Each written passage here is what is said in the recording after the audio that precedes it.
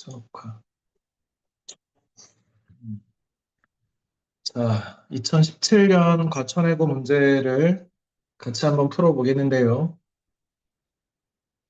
지혜로운 소수의 사람이 주도하는 정치 형태와 이거를 이제 뭐 전문 용어로는 과두정이라고도 하고 혹은 뭐 독재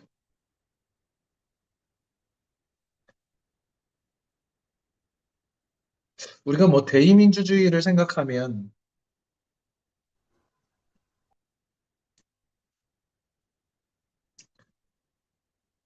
뭐 일종의 대의민주주의, 간접민주주의도 우리가 전문적 소양을 갖춘 정치 전문가들한테 정치를 맡긴다고 볼 수도 있잖아. 그래서 소수의 지혜로운 소수의 사람들이 주도하는 정치와 다수의 보통 사람들, 이걸 뭐 직접민주주의라고도 할 수 있고, 이쪽이 민주정이라고 하는 거지. 음, 이 두 정치 형태 중 어느 것이 더 바람직한지 선택하고 그 이유를 말하시오. 자, A와 B를 선택하는 유형이니까 어떻게 하라고 했습니까? 근거들을 찾고. 그래서 저는 A가 더 바람직하다고 생각합니다. 라고 해서 첫째는, 둘째는 어떤 근거를 들었다면 뭐가 필요하다고 했습니까? B의 예상되는 반론. 그래서 예상되는 반론에 대한 재반론. 그럼에도 불구하고 어쩌고 저쩌고 이거는 구체적 상황을 뭐 지원자의 상황이라든지 어떤 상황을 바탕으로 해설을 설명을 하자, 답변을 하자 이렇게 얘기했습니다. 음, 자, 누가 해볼까? 해보고 싶다 이거. 나는 준비가 됐다.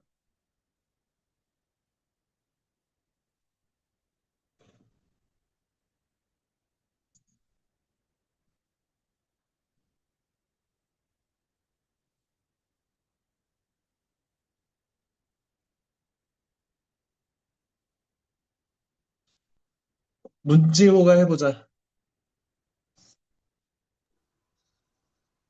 저 아직 다 준비 안 됐는데 그냥 말할까요? 그냥 해. 어, 일단 지혜로운 소수의 사람들이 주도하는 정치 형태와 다수의 보통 사람들이 주도하는 정치 형태 중 다수의 보통 사람들이 주도하는 정치 형태가 더 바람직하다고 생각합니다. 왜냐하면 지혜로운 소수의 사람들이 나라를 운영한다고 해도 그 국정 운영에 영향을 받는 사람들은 다수의 보통 사람들이기 때문에 아무리 지혜로운 사람들이라고 할지라도 이 다수의 보통 사람들의 이 원하는 것과 문제점을 모두 다 파악하기는 매우 어렵기 때문에 어, 다수의 보통 사람들이 주도하는 정치 형태가 더 사람들의 니즈를 파악하고 어, 더 효율적인 국정 운영에 도움을 줄 것이라고 생각합니다. 물론 다수의 보통 사람들이 지혜로운 소수의 사람들보다 지식이나 뭐 학력이 더 딸릴 수는 있겠지만 어, 그것보다는 자신 그것보다는 사람들이 살아가는 그 환경을 더 잘 아는 사람들이 나라를 운영하는 것이 더 바람직하다고 생각합니다. 음, 잘했습니다. 지호가 그 선생님이 그 훈련을 시키는 대로 정반합에 지금 예상되는 반론과 재반론을 했는데 뭐 준비가 좀 덜 됐다고 생각한다면 이 재반론이 앞에 나왔던 걸 다시 언급했기 때문에 이 재반론으로 보기에는 약간 무리가 있고 근데 어쨌든 이렇게 그 틀 안에서 발표를 하려고 했다는 노력이 칭찬합니다. 음, 그러면 수빈이가 해보자.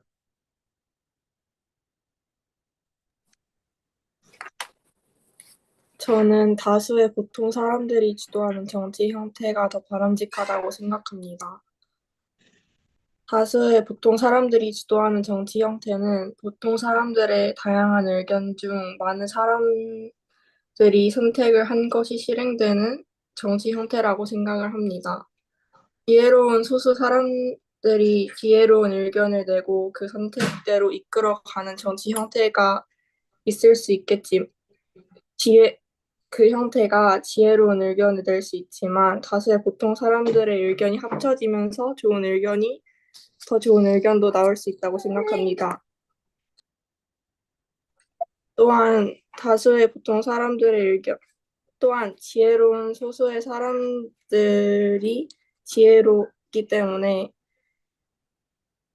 더 뒤에서 다른 일을 꾸밀 수 있다는 위험성이 있다는 점에서 저는 다수의 보통 사람들이 주도하는 정치 형태가 더 바람직하다고 생각합니다. 음. 그러니까 소수의 지혜로운 사람들이 주도를 할 경우에 이 소수의 지혜로운 사람들이 그 지혜를 공동체 전체를 위해서 선용할 것만을 기대할 수는 없고 이 지혜로운 사람들이 주도권을 가지고 대부분의 보통의 사람들의 권리를 뺏고 자신들의 이기적인 니즈만을 위하는 정치를 할 수도 있잖아. 그런 것들 부정부패에 더 취약하지. 왜? 소수끼리 꿍짝꿍짝 해가지고 속여먹을 수 있으니까. 다수 전체가 이렇게 속여먹기는 쉽지 않아도.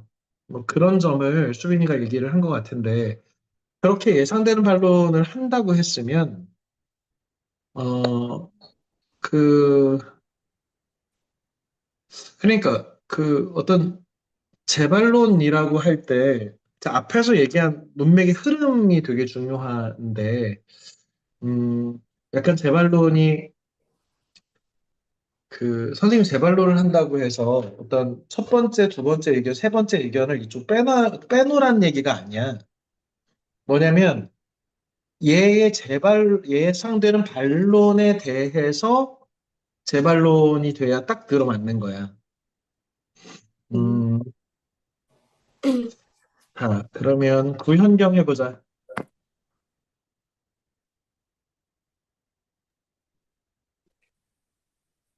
저는 지혜로운 소수의 사람들이 주도하는 정치 형태보다 다수의 보통 사람들이 주도하는 정치 형태가 더 바람직하다고 생각합니다.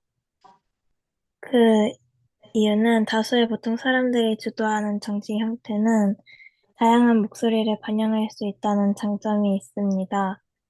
모두가 평등하게 정치에 참여할 수 있는 권리를 가질 수 있고 다양한 의견을 종합할 수 있다고 생각합니다. 반면 소수의 사람들이 주도하는 정치 형태에서는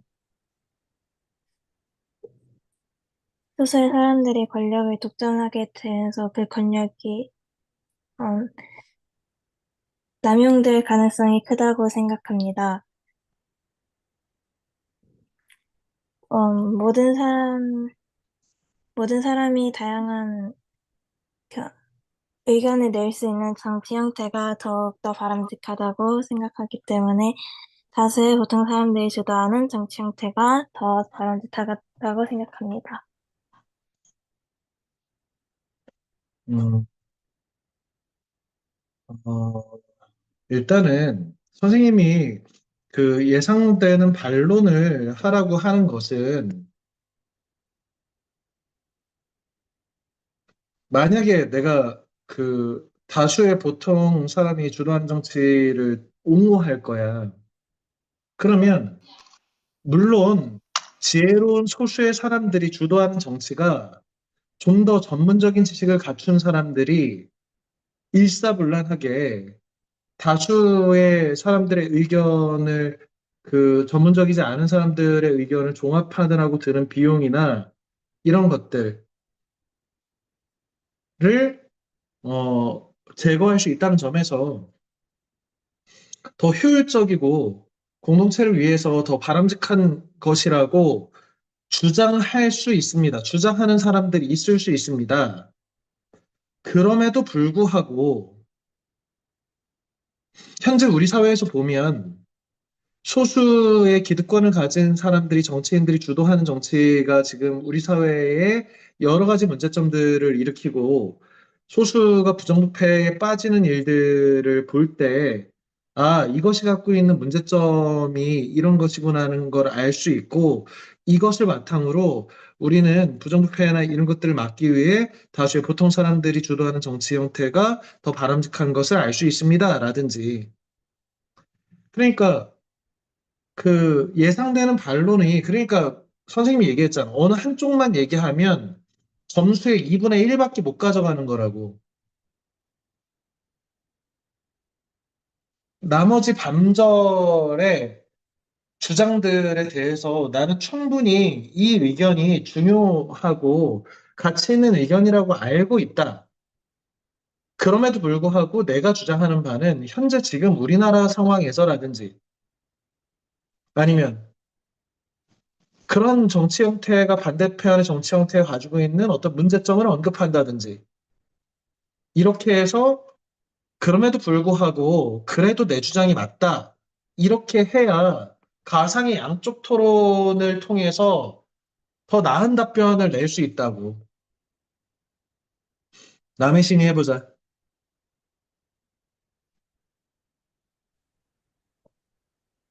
저는 지혜로운 소수의 사람들이 주도하는 정치 형태가 더 바람직하다고 생각합니다.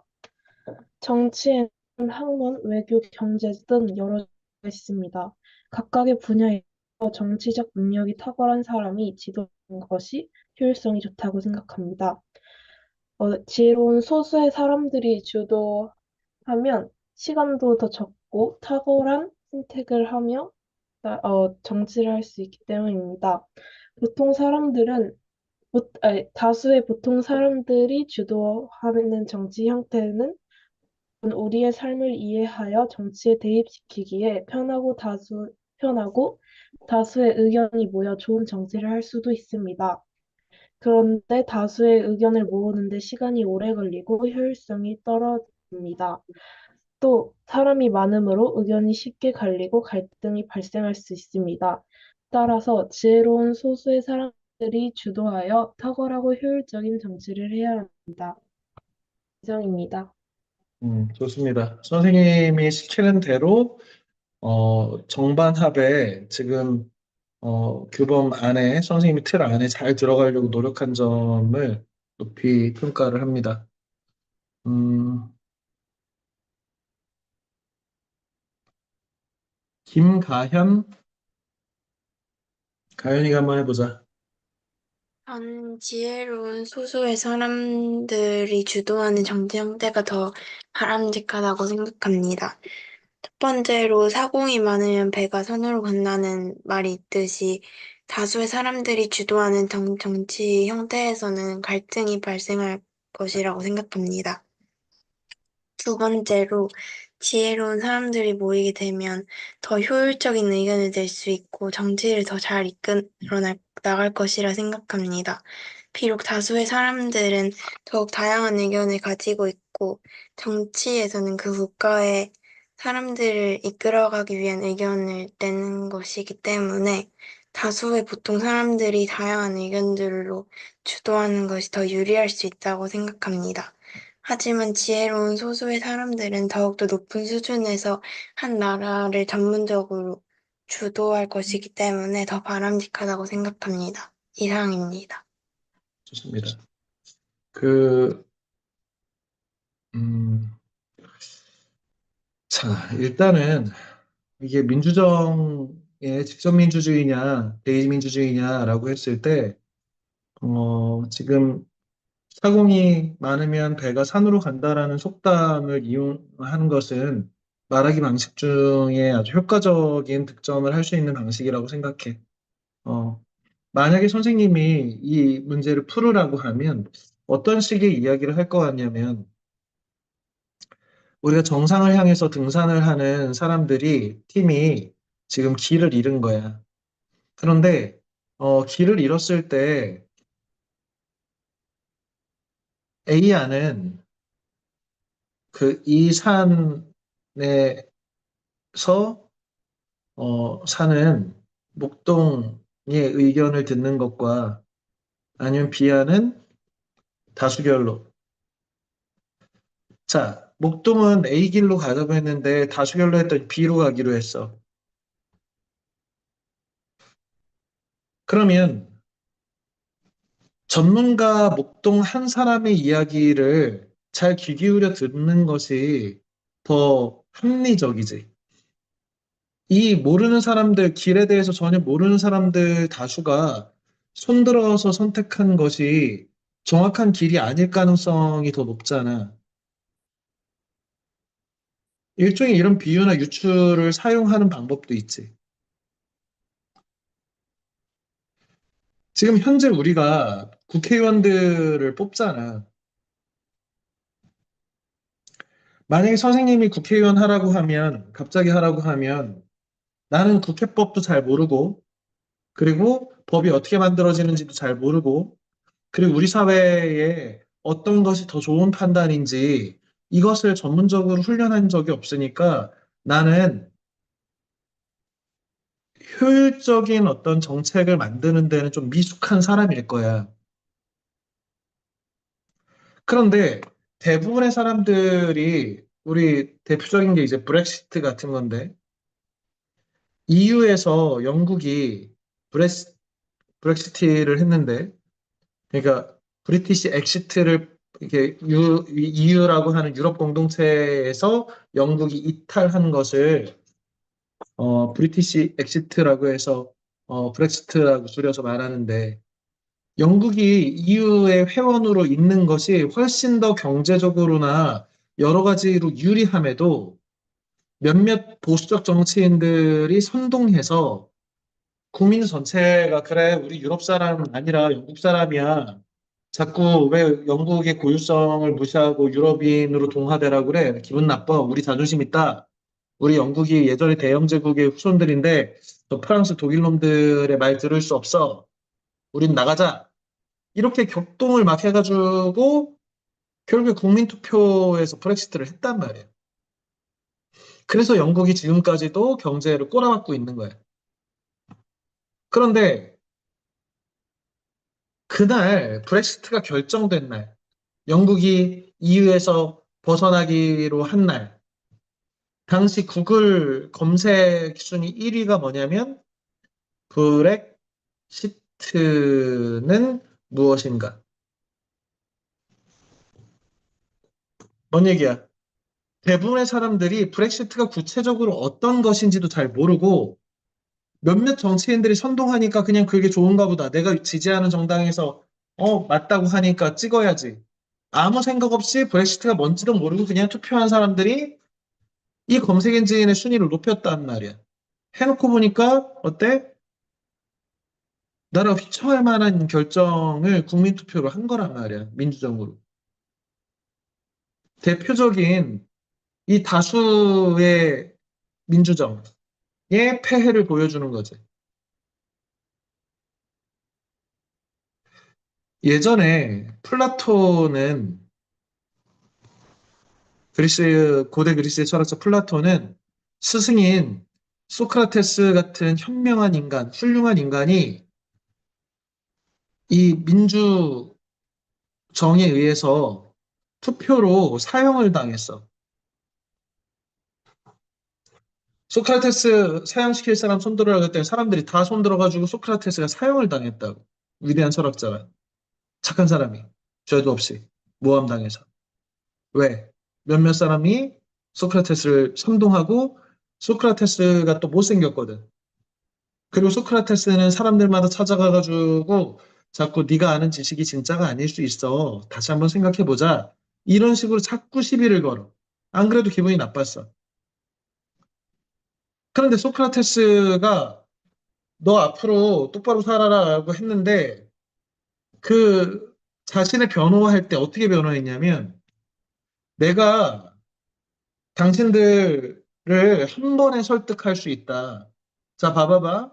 내가 자식이 두 명이 있는데 큰아들은 벌써 성인이 됐으니까 소용없고 내 아직 어린 이 초등학생밖에 안 되는 어린 아들한테 당신들 앞에서 울게 만들면서 우리 아버지 좀 살려주세요라고 얘가 울면 니네들 나 다 사용 안 시킬 거잖아. 이랬단 말이야. 뭔 얘기를 하는 거야? 이 민주정의 사람들이 감정에 호소하는 내 죄로 사용을 시키고 안 시키고가 아니라 나도 사용 안 당할 수 있는 방법 알고 있어. 하지만 안 할 거야. 니네는 내 둘째 아들 아기가 와가지고 우리 아버지 살려주세요. 울면 나 살려줄 놈들이잖아. 그건 지혜로운 게 아니야. 이렇게 그 와중에도 가르치고 있으니까 꼴보기 싫어가지고 사형 때려버린 겨. 플라톤이 본 거지. 뭘? 민주주의라고 하는 것은 뭐다? 중우 정치다. 중, 무리, 우, 바보. 중우 정치다. 바보 무리의 정치다. 그러니까 우리는 사실은 이게 무엇이 옳은지 그런지 정보도 없고, 그리고 밥 먹고 사느라 힘들어가지고 내 전문적인 선생님 국어 가르치는 거에는 내가 전문가일 수는 있지만, 정치에 대해서는 내가 저 정치를 전문적으로 10년, 20년 연구하고 전공하고, 이런 사람들하고 내가 격차가 벌어질 수밖에 없지. 그런데 나 같은 사람들이 그냥 손 들어가지고 뽑는 거란 말이야. 우리 이렇게 할까 저렇게 할까 손 들어가지고 많은 사람들이 하자. 또 어떤 예를 들어볼까? 예를 들어서 유치원생들이 모임이 있는데 유치원생들한테 유치원생들이 다들 감기에 잔뜩 걸렸어. 돌림 감기가 있어가지고. 근데 감기에 잔뜩 걸렸는데 선생님이 이러는 거야. 너희 우리 민주적으로 해보자. 너희 이 약을 먹을래? 아이스크림을 먹을래? 너희 감기 걸려서 열 오르니까 아이스크림 먹을래? 약 먹을래? 그러면 이 유치원생들이 어떻게 할까? 다 손들어서 아이스크림 먹겠다고 하겠지. 얘네한테 필요한 것은 약임에도 그냥 바보들한테 다수결로 손들어라라고 하면 이렇게 당장에 좋은 것들 한단 말이야. 대표적인 것이 어떤 게 있을까? 정부 지원금 같은 거 있잖아요.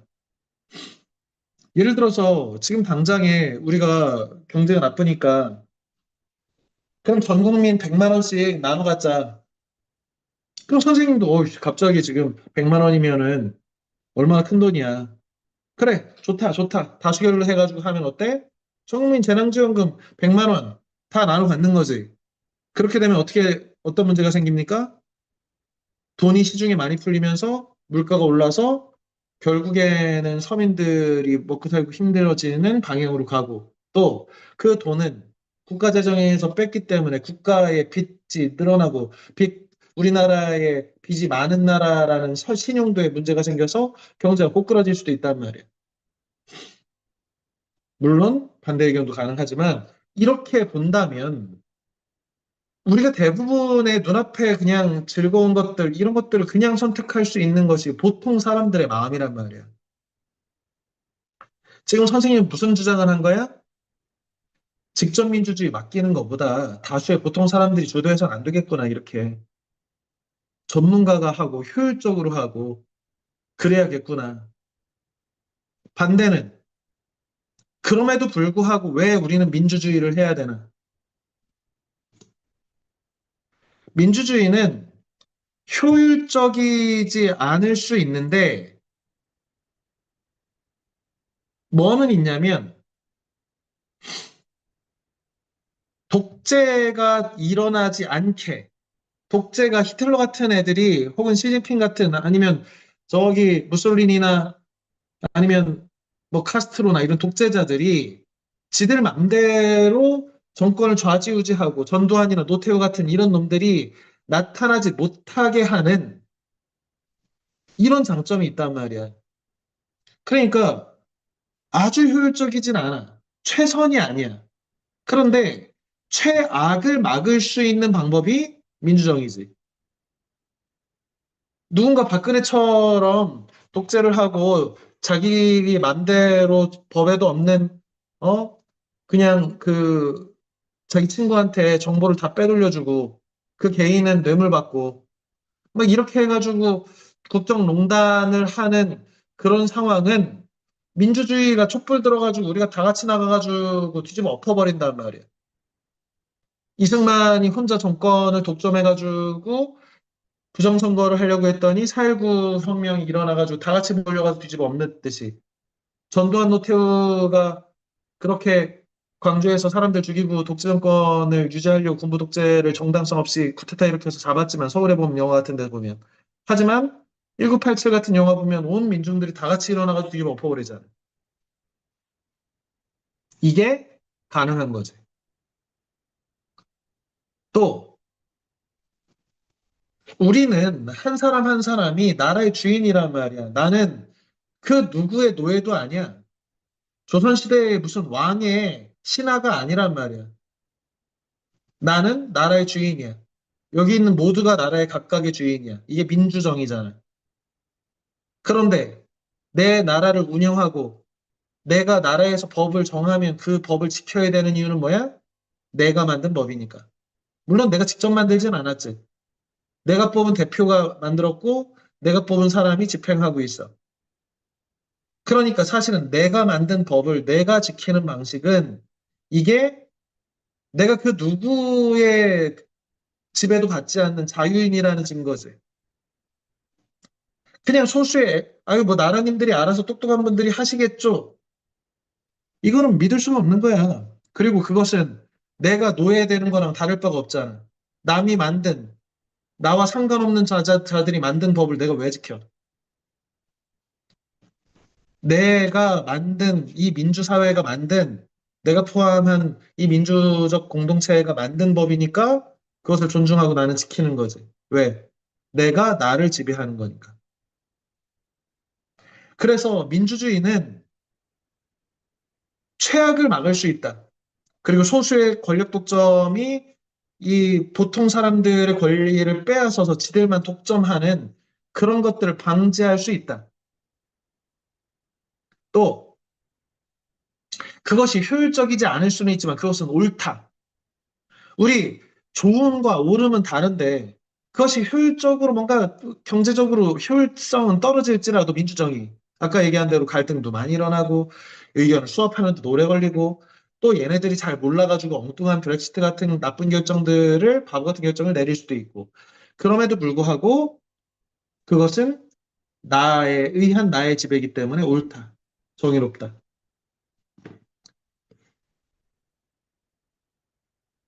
이 문제는 형식만 가지고 풀 수 있는 문제는 아니지. 내용이 있어야지. 평상시에 민주주의에 대한 그런데 왜 중국 애들은 저렇게 독재 비슷하게 할까? 저게 효율성이 있으니까. 왜? 중국 15억 인구가 무슨 결정들을 할 때마다 모여가지고 투표하고 의견을 왔다 갔다 하고 하면 국론이 분열되고 맨날 싸우고 그러니 차라리 소수의 공산당이 정권을 잡고 그 공산당 안에서 사람을 뽑아서 이 사람이 일사불란하게 지휘하게 하자. 플라톤 같은 사람도 철학자가 왕이 돼서 가장 똑똑한 철학자가 왕이 되고 그 똑똑한 철학자는 자신의 사유재산을 갖지 못하게 하고 오로지 이 국민 전체, 이 국가 전체를 위해서만 헌신할 수 있는 인간으로 훈련시켜서 그 일부의 똑똑한 인간들이 나머지들 정책 결정을 이끌 수 있도록 하자. 그게 좋은 사회다. 바보들 무리가 주무 정치라고 바보들 무리의 정치, 데모크라시는 민주주의는 바보들 무리가 대충 손들어가지고 결정하는 바보다. 바보 같은 결정들만 한다. 반대로 또 무슨 얘기도 있어. 집단지성 같은 거 있잖아. 위키피디아 하고 위키백과사전 하고 그 다음에 브리테니커. 대표적으로 위키피디아하고 브리테니커를 자주 비교하는데 브리테니커는 소수의 엘리트 지식인들이 만드는 백과사전이야. 요즘은 아예 절판됐어. 누구한테 줬어? 위키피디아에. 보통 사람들이 누구나 수정할 수 있고 누구나 작성할 수 있는 집단지성의 결정체가 우리가 인터넷에서 검색하는 지식인 서비스 같은 위키피디아 백과사전이지. 아는 사람들이 고치고 해서 이렇게 집단지성으로 우리가 몽땅 같이 모여가지고 만들어내는 어떤 지혜가 전문가들끼리 모여가지고 만드는 브리테니커 백과사전보다 더 나은 백과사전 정보를 주기 때문에 업데이트도 빠르고 그렇기 때문에 브리테니커가 사업성이 떨어져서 폐간돼 버렸단 말이에요. 이런 것이 다수도 플라톤이 얘기하는 것만큼 그렇게 바보 같은 놈들만 아니다. 우리가 집단으로 같이 똑똑한 판단들을 할 수 있다. 더 나은 판단들, 시너지 효과를 낼 수 있다. 이런, 그러니까 형식을 갖추고 연습만 한다고 될 문제가 아니야. 내용을 채워야 돼. 민주주의는 무엇인가? 그러면 왜 다른 나라들은 독재하는 나라들은 왜 저런 독재를 할까? 민주주의가 갖고 있는 장단점, 독재주의가 갖고 있는 장단점, 이런 논거들을 충분히 쌓고 있어야 이런 유사한 문제가 나왔을 때 다수결로 처리하는 것이 옳습니까? 라든지 아니면 똑똑한 소수가 결정하는 대로 따르는 게 옳습니까? 이런 판단들에 대해서 충분한 답변을 할 수 있겠지요. 공부가 필요합니다. 그래서. 다음, 다음 문제를 봅시다. 2018년 문제네요. 현재 우리나라에 일상화되어 있는 CCTV에 대해 다음과 같은 두 가지 측면이 있다. 긍정적인 측면은 CCTV 때문에 우리가 다 감시에 내면화가 돼서 CCTV가 보고 있을 테니까 내가 범죄 저지르면 안 돼야지, 안 되지. 이렇게 해서 범죄 예방 효과가 있고 사람이 다 일일이 가가지고 감시하지 않아도 재난 현장이라든지 이런 데에 카메라들이 있어서 모니터링 하는 사람이 여러 개의 어떤 그 교통 그 고속도로의 주요 지점의 CCTV를 보면서 여기에 정체가 되는구나, 여기에 사고가 났구나 이런 것들을 통제할 수 있는 재난의 조기 경보의 기능이 있지. 부정적인 측면에서는 누군가 나를 계속 지켜보고 있는 거야. 사생활을 침해하고 개인의 사생활이라고 하는 인권적 측면을 우리가 포기하고 있다고. 개인정보 노출출. 심지어 요즘은 뭐도 있냐면 차량마다 CCTV가 다 달려 있잖아. 블랙박스라는 형식으로. 그러니까 우리는 어딜 지나간다면 아마 학원가 100m 지나가는데 100m 안에 CCTV 뭐 블랙박스 포함하면 한 그래서 100번은 찍히지 않을까 생각되는데 선생님이 2년 전쯤에 내 자전거를 누가 훔쳐갔는데 경찰에 신고했더니 진짜 그 동선을 다 따라가가지고 잡아다가 갖다 줬어. 그러니까 이제는 뭐 완전히 공개된 사회에서 내가 어디에 있고 어떤 것을 쓰고 누구를 만나고 이런 것들이 실시간으로 다 잡히는 거죠. 이런 부정적 측면이 있는 거죠. 자, 지원자는 CCTV가 지닌 두 가지 측면 가운데 어느 것이 더 중요하게 생각하는지 근거를 들어 말하시오. 자, 지금이 11시 4분이니까 정확하게 5분 후에, 그럼 9분이 되겠지요. 11시 9분에 답변을 받아보겠습니다. 준비해보자. 이것도 마찬가지로 지금 과천해고 문제 유형을 알겠지요? 이렇게 두 가지 딜레마 상황을 주고 둘 중에 하나를 선택하라고 했습니다. 그러면 내가 어느 거 선택해서 근거 첫 번째, 근거 두 번째 이렇게 들고 물론 반대 측면에서 이러이러한 장점들이 있고 이러이러한 주장을 펼칠 수 있지만 그럼에도 불구하고 현재 우리 사회에서는 이라든지 현재 이러이러한 측면에서는 이렇게 좀 좁혀서 지금 예상되는 반론에 대한 재반론을 하는 형식, 이 형식 안에 들어와야 한다고 했습니다. 충분히 CCTV의 장점과 단점 이런 것들을 생각해 볼 수 있고 또 구체적인 예시를 듣는 것도 하나의 방식일 수도 있겠지요. 아까처럼 표현할 때 속담을 인용한다든지 격언을 인용하는 이런 방식도 괜찮은 방식이었고요. 그 다음에 디테일들. 어, 이 질문 안에 담겨 있는 디테일이 무엇일까? 이런 것도 생각해 보면서 답변을 만들어서 현재 시간 6분인데 3분 후에 답변을 받아보겠습니다.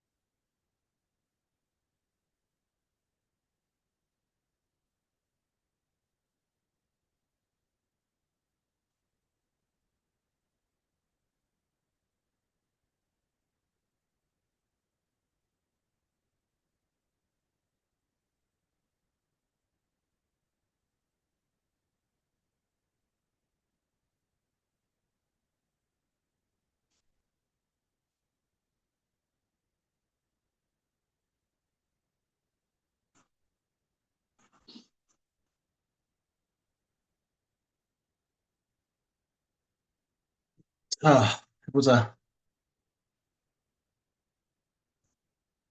정예서. 저는 CCTV에 대해 긍정적으로 생각합니다. CCTV는 범죄율을 크게 감소시킨 중요한 요인입니다. 범죄가 일어났을 때의 검거율을 높일 뿐만 아니라 범죄가 일어나지 않게 해주는 예방의 효과가 있습니다. 물론 자신의 위치가 밝혀지고 모든 행동이 CCTV에 담긴다는 점에서 사생활 침해나 개인정보 노출 때문에 불쾌한 사람들이 많습니다. 하지만 소탐대실이라는 말이 있습니다. 작은 것을 취하려다가 큰 것에 손해를 본다는 뜻입니다. 사생활과 개인정보는 사람의 목숨과 중범죄 피해에 비해서는 작은 것이라고 볼 수 있습니다. 이렇게 사생활 보호나 개인정보 노출과 같은 작은 것 때문에 CCTV가 부정적인 장치가 되어 없어진다면 많은 사람들이 죽고 범죄를 당하게 되기 때문에 이는 수탐대시를 하는 것입니다. 그렇기 때문에 저는 CCTV에 대해 긍정적으로 생각합니다. 이상입니다. 아주 형식 안에 제대로 선생님이 그 넣으란 요소들을 소탐대실 뭐 이런 이제 그 한자성어까지 포함해서 구체적이고 아주 잘 답변을 했습니다. 어, 그런데 반론이 분명히 있을 수 있을 것 같아. 마음속에 선생님이 들으면서 어떤 반론이 일어났냐면, 어, 크다 작다를 물론 이제 중대 범죄나 중대 재난을 예방할 수 있다는 건 큰 거지만 일상생활에서 우리의 그 작은 사생활이나 이런 것들이 사실 일상적으로 모두 계속해서 수집되고 모이고 촬영되고 이런 것들을 고려하면 크다 작다의 문제에서 그렇게 단정적으로 얘기하기 쉽지 않은 측면이 있기 때문에 선생님이 들으면서 괜찮은 논리인데 라고 하면서도 마음속에 이런 반론이 일어나기는 했어. 아무튼 잘했습니다. 어, 김하은이 해보자.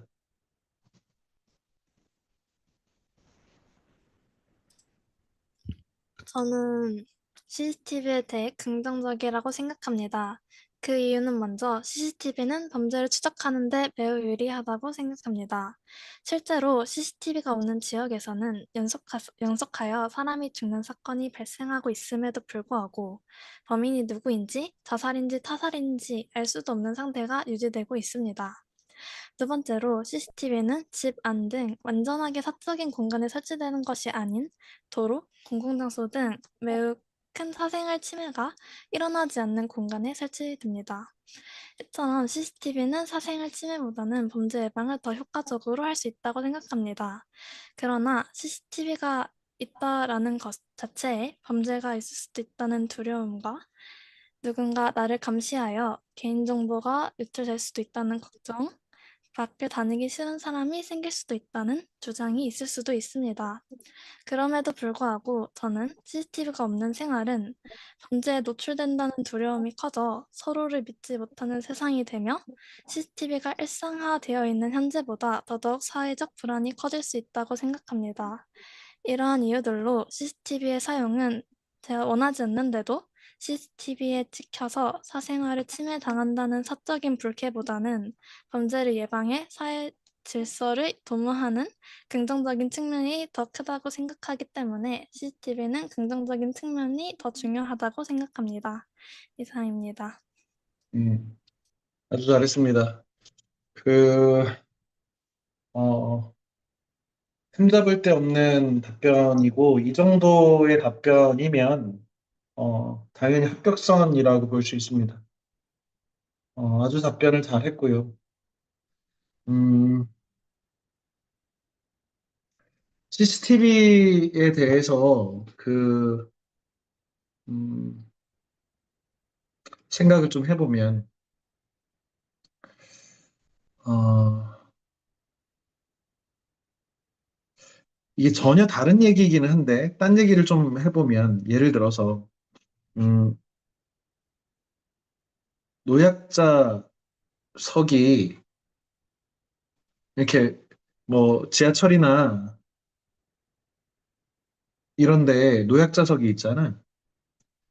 이 노약자석에 젊은이들이 이렇게 혹시 너무 피곤해서 앉아 있다가도 노인분이 오면 이렇게 자리를 양보하지. 그러면 이것은 과연 윤리적인 행동인가?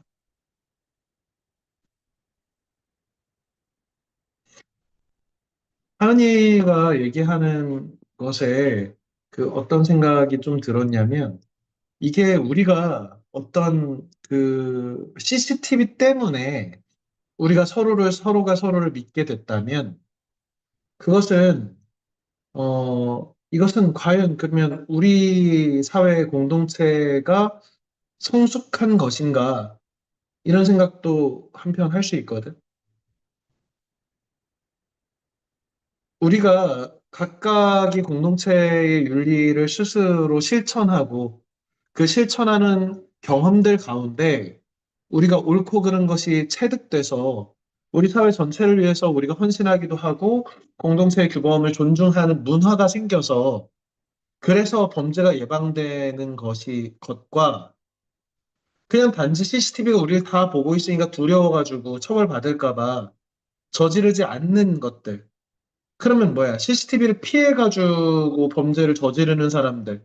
우리가 지금 CCTV가 엄청나게 많긴 하지만 사실은 CCTV가 100% 범죄를 예방한다고 볼 수는 없잖아.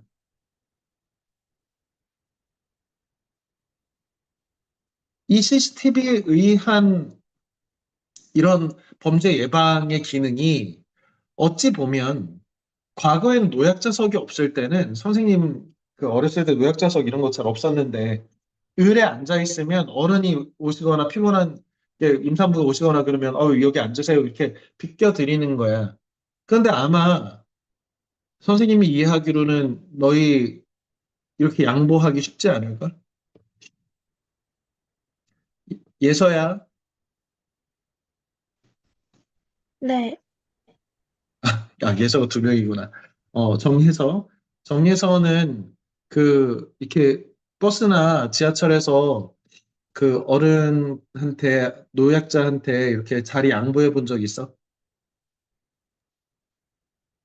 해보고 싶어도 좀 말 걸기 쉽지 않아서 어려웠어요. 그렇지. 이게 되게 부끄럽단 말이야, 은근히. 그래서 윤리는 뭐가 필요하냐면 연습이 필요해. 내가 착한 일을 하기가 쑥스럽기도 하고, 남들 안 하는데 괜히 나만 좀 착한 척 하는 것 같고, 이래서 안 하는 것을 예의로 만드는 것은 뭐냐면 형식을 만들어서 그것들을 우리가 자꾸 반복해서 익숙해지게 만드는 거거든. 너희 봉사활동 하는 것도 학교에서 봉사점수 주고 하는 것도 그러한 체험들을 통해서 봉사의 의미를 배우라고 하는 거야. 그 과거에 나는 이거 학점 따려고 혹은 좋은 대학 가려고 봉사 시간 늘리는 거 이거 그러서 안 합니다. 그거는 제대로 된 진정한 봉사가 아니라고 생각해서 안 합니다. 라고 하는 멍청한 놈이 하나 있었어. 그래서 선생님이 불러다가 혼냈어. 너 봉사 시간 주는 게 네가 봉사했다고 주는 게 아니라 봉사를 연습한 시간이 이만큼 있다는 것을 통해서 너가 적어도 몇 시간 이상의 봉사 연습을 한 사람이라는 것을 인정하는 거다. 너가 봉사를 숭고하게 했든 안 했든이 아니라 너가 그런 것을 실천해서 남들보다는 그런 것에 익숙한 사람이라는 것을 드러내기 위한 방식이니까 너 당장에 지금부터 그런 웃기는 생각하지 말고 봉사 시간 채워라. 이렇게 설득했단 말이에요, 선생님이. 이거는 어떻게 보면 약간 벗어난 얘기일 수도 있지만 지금 하은이가 아주 논리적으로 답변을 잘 했는데 그것도 사실은 어떤 이런 식으로 반론을 할 수는 있을 것 같아. 뭐 선생님 하는 직업이 너희가 어떤 걸 하든지 반론과 재반론을 만드는 사람이니까 그런 것들을 참고하면 좋을 것 같습니다. 음, 고연아 해보자. 저는 CCTV가 긍정적인 측면이라고 생각합니다. 먼저 CCTV는 우리를 보호해줍니다. 요즘은 CCTV가 발달하여 사고를 방지하고 안전과 안전과 개인적 범죄를 방지해줍니다.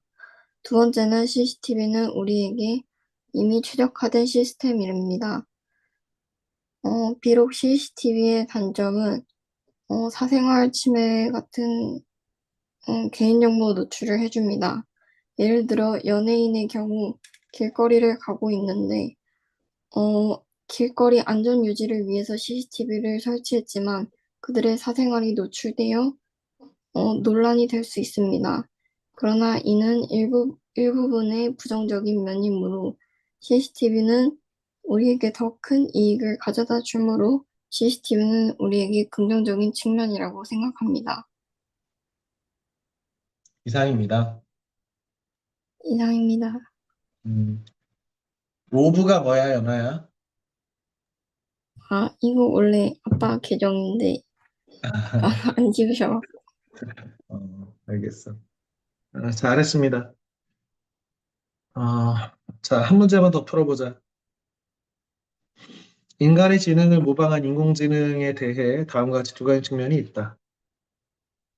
삶의 질 향상, 생산성 향상, 일자리 감소, 범죄 악용 가능성. 지원자는 인공지능이 지닌 두 가지 측면 가운데 어느 것이 더 중요하다고 생각하는지 근거를 들어 말하시오. 시간 관계상 지금 22분인데 25분에 시켜보겠습니다. 3분 후에 바로 시키겠습니다.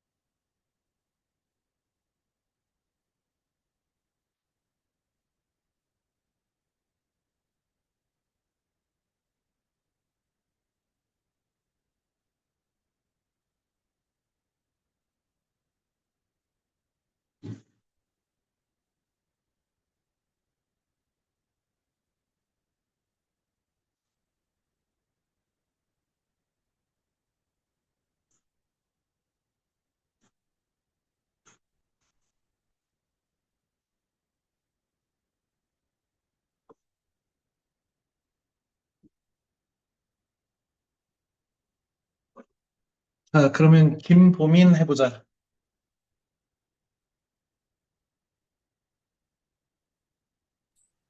저는 인간의 지능을 모방한 인공지능에 대해서 부정적인 측면이 더 중요하게 생각합니다. 그에 대한 이유는 급진한 AI의 발전으로 예상치 못한 피해가 발생할 수 있기 때문입니다. 예를 들어 일자리 감소에 대해서 사례를 들어보자면 몇 년 전까지만 해도 예술가, 미술, 음악 분야는 AI가 대체할 수 없다고 많은 사람들이 믿었습니다. 하지만 요새는 쉽게 SNS에서 AI 프로그램으로 만들어진 그림이나 음악을 사람들이 쉽게 접하고 있으며 예술가들의 직업 기회가 줄어들고 있습니다. 또한 범죄 악용 가능성 측면에서는 최근에 여러 학생들을 대상으로 한 딥페이크 사건과 같이 잘못이 없는 다수의 피해자가 속출하는 듯 예상치 못한 사람들이 피해를 입을 수 있기 때문입니다.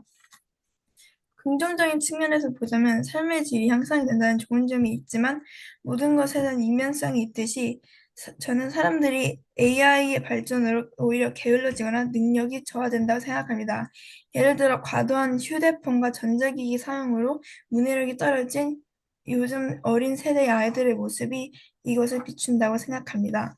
그러기에 저는 인간의 지능을 모방한 인공지능의 부정적인 측면이 더 중요하다고 생각합니다. 이상입니다. 좋습니다. 잘했습니다. 그, 어,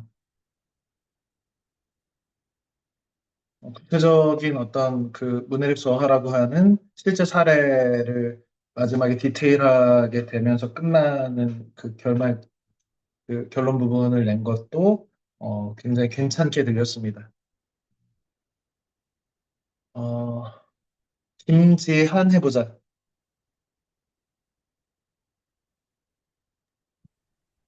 준비가 아직 덜 됐긴 했는데 일단은 간단하게 좀 해볼긴 하겠습니다. 저는 인공지능에 대해서 긍정적인 측면에 조금 더 집중을 해야 된다고 생각합니다. 일단 삶의 질 향상의 측면의 경우 이미 인공지능 기술이 우리의 실생활에 많이 쓰이고 있습니다. 그리고 생산성 향상 같은 경우 이제 글의 요약이나 혹은 인터넷 검색 등뿐만 아니라 이제 프로그래밍을 대신 해주거나 하는 등의 여러 가지 요소가 추가가 되는데 이제 인간은 이제 인공지능이 이행한 그러한 조치들에 대해서 약간의 수정만 가하면 되므로 시간과 노력을 조금 절약해서 생산성을 올릴 수 있습니다. 물론 일자리 감소나 범죄 악용 가능성 등에 대해서 논의하실 수도 있을 것 같습니다만 아직은 인공지능의 기술이 그렇게까지 도약을 하지 않아서 아직은 인간의 통제하에 있는 상황이므로 인공지능이 초인공지능의 수준에 도달하기 전에 이제 국제적인 또한 규범을 정해놓고 이제 그 규범을 적용해서 인공지능이 변수가 발생하더라도 그 변수를 통제할 수 있게 만드는 것이 더 중요하다고 생각합니다. 이상입니다. 음, 좋습니다. 아주 잘했습니다. 그 특히 인공지능이 올해 이제 노벨 화학상이나 이 노벨상을 탄 사람 수상자들을 보면 인공지능 연구자들이 많이 있는데, 어, 그들이 이제 인공지능의 알고리즘, 뭐 우리가 지금 쓰고 있는 뭐 챗GPT라든지 혹은 뭐 알파고라든지 뭐 이런 게 인공신경망, 인간이 어떤 식으로 학습을 하고 하는 것들을 지금 이 머신러닝이라는 방식으로 적용해서 인간의 학습하는 방식을 모방해서 스스로 학습해서 인간이 이렇게 지도하지 않아도 지도하는 것들 이상의 스스로의 그 학습을 통해서 어마어마한 빅데이터를 이용해서 스스로 알아가고 있는 과정. 그래서 우리가 정말 놀라운 수준의 그 자율주행이라든지 이런 것들이 지금 현재 뭐 가능한 거잖아. 그래서 우리 광고를 이렇게 보다 보면, TV 광고를 보다 보면, 음, 전에 서울 광고였나? 박은빈인가? 박은빈? 아무튼 어떤 배우가 울 광고를 찍었는데 그 사람의 10년 전, 또 뭐 10년, 뭐 몇 살 때 몇 살 때 얼굴을 인공지능으로 이렇게 해서 여러 세대가 함께 같이 우유를 마시고 있는 장면처럼 보여줬는데 나머지는 이제 인공지능의 선물이지, 가상으로. 아까 보민이가 얘기했듯이 그런 것들을 이용해서 우리가 얼마 전에 있었던 뭐 딥페이크라든지 이런 것들이 우려가 되긴 하지만 어쨌든 지금 이 커다란 이 효용성 때문에 어, 뭔가 이건 거스르기 되게 힘든 어떤 경향이 아니겠는가.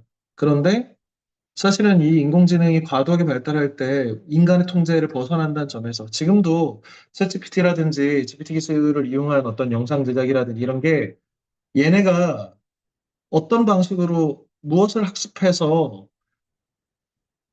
왜 저렇게 구현되는지는 알 수 없단 말이야. 그냥 단지 양적인 것을 채워넣었더니 질적인 변화가 생겼을 뿐이란 말이야. 그러니까 앞으로는 뭐 일종의 뭐 SF 소설 같은 데 보면 특이점이 온다는 거잖아. 우리가 인간이 통제할 수 없는 어떤 방식으로 인간을 초월해버리는 인간의 사유를 초월해서 인간을 위태로움에 처하게 할 수 있는 요소들이 인공지능이 있기 때문에 인간이 멸망한다면 아마 인공지능에 의해서 멸망할 가능성이 있다라고 얘기하는 사람도 있고 그냥 그렇지 말고 그냥 인공지능 자체를 포스트 휴먼, 인간 다음 인간이라고 생각을 하고 이런 물리적인 그 이런 육체를 가진 인간을 뛰어넘는 새로운 진화된 인간으로 인류로 볼 수 있지 않냐, 포스트 모던, 아니, 포스트 휴먼으로 볼 수 있지 않냐? 라는 아주 급진적인 아이디어가 있을 정도로 두려움의 대상은 맞지. 지금 올해 노벨상 탄 그 AI 연구자들이 공통적으로 염려하고 있고 이런 부분들이 지금 지한이가 마무리에 잘 언급한 것은 좋은 근거로 들렸습니다. 선생님이 두 가지 인공지능과 관련해서는 시험에 자주 나오는 면접 시험에 아주 자주 나오고 논술에서도 아주 자주 나오기 때문에 선생님이 좀 언급을 할 필요가 있는데 첫 번째는 메리 셀리의 프랑켄슈타인.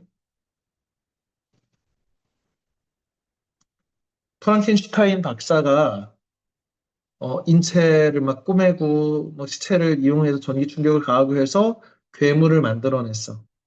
그런데 이 창조자들, 인간이 피조물에 의해서 공격당해서 프랑켄슈타인의 가족들과 사랑하는 사람들이 다 죽고 결국에는 프랑켄슈타인이 괴물을 죽이려고 하다가 자기 역시 죽이지 못하고 복수를 못하는 이런 것이 우리가 만든 존재가 우리를 공격하게 되는 이런 것을 인간 소외라고 하는데 뭐 이런 프랑켄슈타인 작품, 메르셀리의 작품을 인용하는 것도 하나의 방식이겠고 그 다음에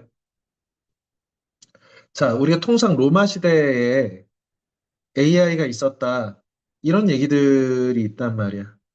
로마 시대에 AI가 있지는 않았겠지. 로마 시대에는 누가 있었어? 노예가 있었지. AI 로봇보다 지금 현재 AI 로봇보다 노예가 훨씬 더 많은 기능들이 있잖아. 심지어 노예들끼리 번식해서 인구를 늘려낼 수도 있고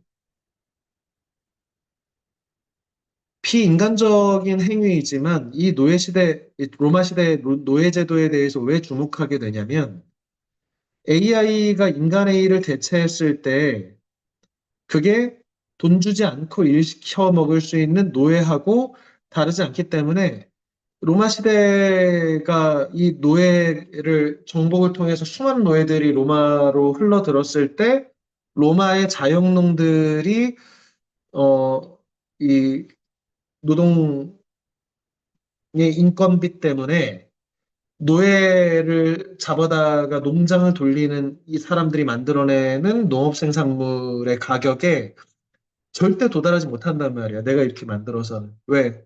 밥만 먹이고 때려가면서 일시키는 노예들이 있잖아. 일종의 AI 로봇이 있잖아. 그래서 자영농들이 몰락하는 게 로마 시대고, 그 자영농들이 몰락하는, 우리로 치자면 일자리 감소지. 그렇기 때문에 로마 시대는 기본소득, 뭐, 빵과 서커스라고 하지. 콜로세움을 세워가지고 거기서 빵 나눠주고 밥 나눠주고 하면서 검투사의 게임을 마음대로 즐기라고. 음. 그 돈은 어디서 나와? 노예를 돌려서. 우리가 AI를 발명한 것이 물론 우리의 일자리를 잃게 만들고 이렇게 해서 AI 개발자나 AI를 소유하고 있는 로봇을 소유하고 있는 사람들은 어마어마한 부를 독점하고 나머지 사람들은 기본소득 정도의 그냥 굶어 죽지 않을 정도의 유흥과 프로야구 보고 넷플릭스 보고 그냥 살아라 정도를 유지한다면 과연 그 시대는 그러면 로마 시대 같은 그 시대는 과연 좋은 시대일까? 이런 것이 대안으로 어떤 얘기도 하냐면 결국에 AI를 작동시키는 것이 빅데이터란 말이야.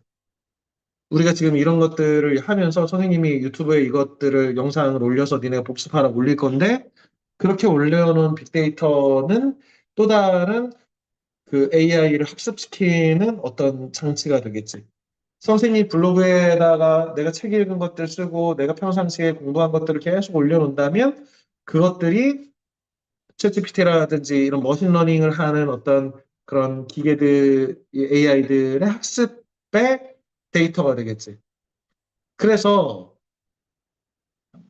이 빅데이터를 기반으로 하는 우리의 일상적인 수많은 이런 것들을 데이터를 삼아서 이 기술이 발전하고 있는데 결국에 우리가 만들어낸 것이기 때문에 생각을 바꾸면 우리한테도 이런 권리를 줘야 된다. AI가 돈 번 것에 대해서 일종의 우리한테도 일정 부분의 그 혈당을 줘야 된다. 정당하게. 뭐 이런 것으로 보완하자는 사람들도 있습니다. 다음은 이제 러다이트 운동인데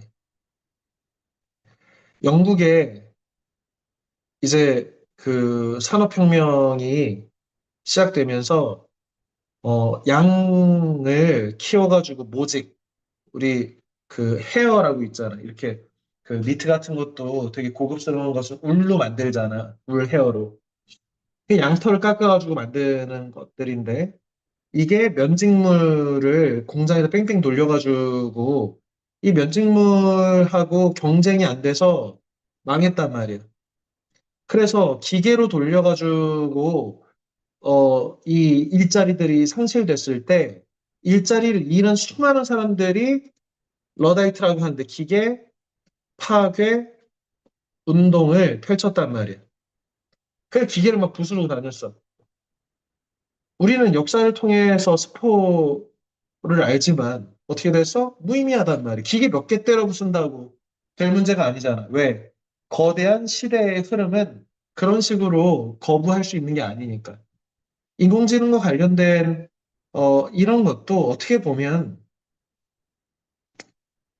시대의 흐름이고 이게 어마어마한 편리성과 이런 것들을 인간이 포기하기가 되게 쉽지 않단 말이에요. 물론 이것이 아까 얘기하듯이 인간의 위협이 되고 사회에 혼란을 가져올 것도 맞지만 그렇게 되면 기계 때문에 인간이 일자리를 모두 잃을 거라고 생각했지만 우리는 사실은 지금 그때보다 더 많은 일자리들이 생겨난단 말이에요.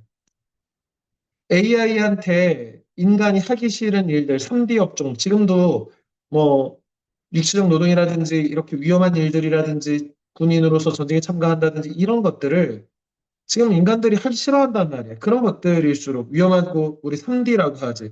데인저러스하고 더티하고 디피컬트한 이 3D 업종을 AI한테 넘기고 인간은 또 다른 창조적이고 또 인간만이 할 수 있는 어떤 유대라든지 인간만이 꿈꾸고 어떤 하는 것들을 계속해서 새롭게 만들어내는 그런 것이 인간들이 여태까지 기술의 발전에서 사라진 직업들보다 더 많은 직업들을 만들어내온 것이 또한 우리의 과거의 역사란 말이에요. 이런 건 역시도 형식만 갖춰가지고 문제를 답하기보다는 좀 더 당연히 AI와 관련해서는 높은 확률로 문제가 나올 수 있으니 AI와 관련된 어떤 동영상, 유튜브 동영상을 좀 시청을 한다든지 아니면 뭐 챗GPT한테 좀 이렇게 물어본다든지 AI 뭐 이런 문제들도 물어보면 답변을 아주 잘 달거든. 그래서 충분히 AI와 관련된 어떤 논쟁거리들이 있는지를 파악할 필요가 있습니다. 자, 어, 다른 친구들도 더 많이 시켜봤어야 되는데, 뭐, 민솔이나 주원이나 지금 서연이나, 보자. 민재, 서민재, 뭐 등등의, 서준이도 못 시켰네, 오늘은. 어, 시간 관계상 못 시킨 걸, 예서도 못 시켰구나. 조예서도. 유감으로 생각하고, 다음 기회에 선생님 생각하고 있다가 한 번씩 더 기회를, 줄 생각입니다.